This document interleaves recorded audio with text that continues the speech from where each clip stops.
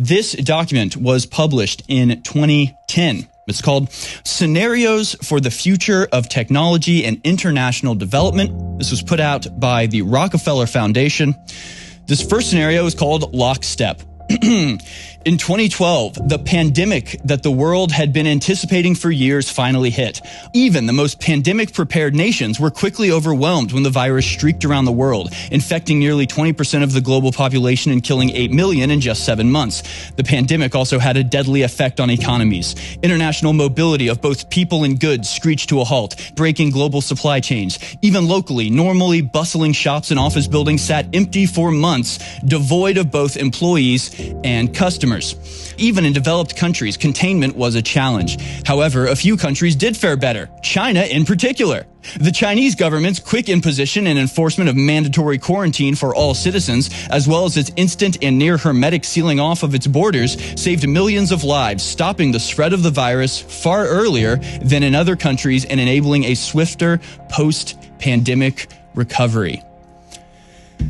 It's a plan, folks. It's all a plan. This is all according to plan. Highly intrusive real-time tracking of a largely compliant population. That was the key to the eventual lifting of the lockdown in Wuhan. China did a lot of things right. Some countries did respond very quickly and get their testing in place, and they avoided the incredible economic pain. This document continues. From 2010, I remind you, China's government was not the only one that took extreme measures to protect its citizens from risk and exposure. During the pandemic, national leaders around the world flexed their authority and imposed airtight rules and restrictions, from the mandatory wearing of face masks to body temperature checks at the entries to communal spaces like train stations and supermarkets. Even after the pandemic faded, this more authoritarian control and oversight of citizens and their activities stuck and even intensified. Citizens willingly gave up some of their sovereignty and their privacy to more paternalistic states in exchange for greater safety and stability. Citizens were more tolerant and even eager for top-down direction and oversight. In developed countries, this heightened oversight took many forms. Biometric IDs for all citizens, for example. In many developed countries, enforced cooperation with a suite of new regulations and agreements slowly but steadily restored both order and, more importantly, economic growth. Isn't that uncanny? Isn't this incredible that in 2010 they were predicting that this exact thing would happen? I mean, sure, you can go back to Event 201. Now let's talk about a little thing called Event 201. The Johns Hopkins Center for Health Security, in partnership with the World Economic Forum and the Bill and Melinda Gates Foundation, hosted Event 201, a high-level pandemic exercise on October 18th, 2019 in New York, New York. On behalf of our center and our partners, the World Economic Forum and the Bill and Melinda Gates Foundation, the goal of the Event 201 exercise is to illustrate the potential consequences of a pandemic and the kinds of societal and economic challenges it would pose.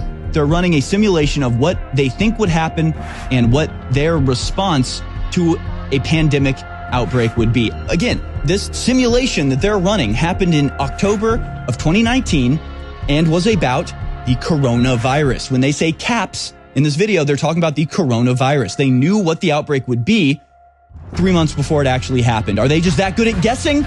I'll leave it up to you to decide. CAPS is a serious respiratory disease. More than half of the recognized cases have required hospital care, creating a huge strain on healthcare systems. Some people only exhibit mild flu-like symptoms, not requiring treatment in a hospital. Alarmingly, those people are able to walk around and spread the virus, not realizing they are doing so.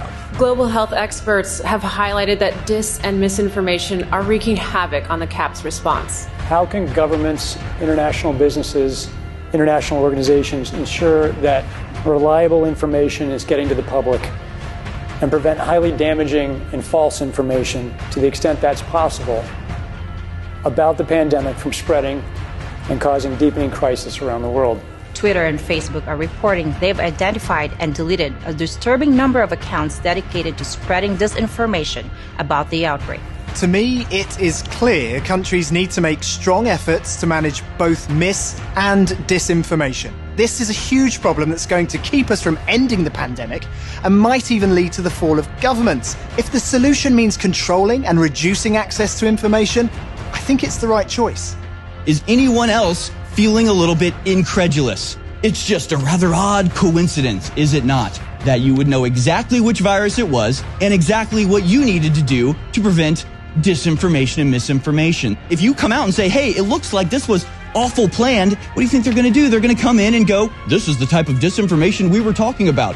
This is the type of misinformation we need to protect against. This is all planned. They have the rollout planned out perfectly, and the hubris, the confidence that they have in their ability to control humanity, that they think that they can just do it completely openly. The issues we will be dealing with over the next hours may be tabletop exercises today, but they address real and critical threats which we at WHO take very seriously.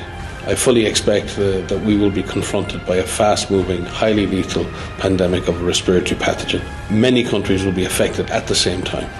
This is particularly true with the respiratory pathogen, as they are often transmitted by asymptomatic persons.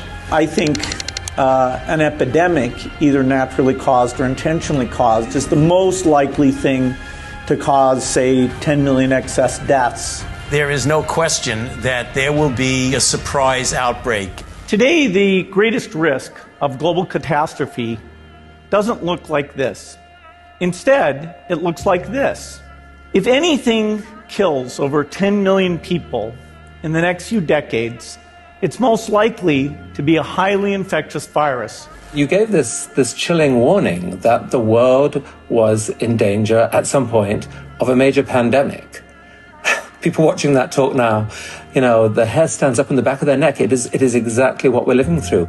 This is not a case of random events that's going on now. This is the culmination of a vast amount of time and preparation to reach this point. Everything was in place before they pressed the button on 2020.